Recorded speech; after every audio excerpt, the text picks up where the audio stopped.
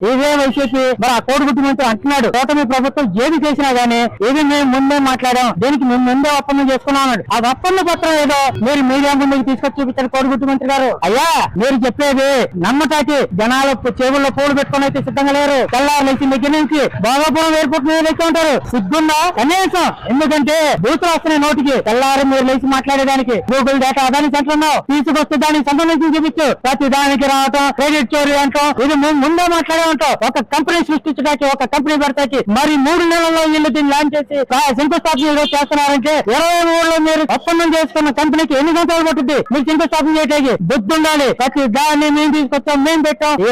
కడుపుకి అన్నం గడ్డి తెలిసినారా? ప్రజలు ఎంతసేపు నమ్ముతారు మీ మాటలు? నిన్న చూస్తే పెట్రోల్ దొరకట్లేదు, డీజిల్ దొరకట్లేదు, జనాల్ని భయభ్రాంతులకు గురి చేసి ఆదివారం రోజు రవాణా సప్లై అయిపోయినా గానీ ఈ పెట్రోల్ కృష్ణ కొరకొచ్చి ఇదంతా జరిగినా గానీ ఈ కూటమి ప్రభుత్వంలో చంద్రబాబు ఎక్కడ కొనుక్కున్నాడు, పవన్ కళ్యాణ్ ఎక్కడ కొనుక్కున్నాడు, లోకేష్ ఎక్కడ ఉంటున్నాడు అంటారు. అయ్యా కొంచెం మీరు సాక్షి ఛానల్ వదిలేసి మిగతా ఇతర ఛానల్ కొన్ని వందల మీద ఛానల్ ఉన్నాయి, వాటిని చూడండి. వాటిని చూస్తే చంద్రబాబు ఎక్కడ ఉన్నాడు, పవన్ కళ్యాణ్ ఎక్కడ ఉన్నాడు, వాళ్ళు ఈ రాష్ట్ర అభివృద్ధికి ఏం కష్టపడుతున్నారు అనేది కూడా మీకు తెలుస్తుంది.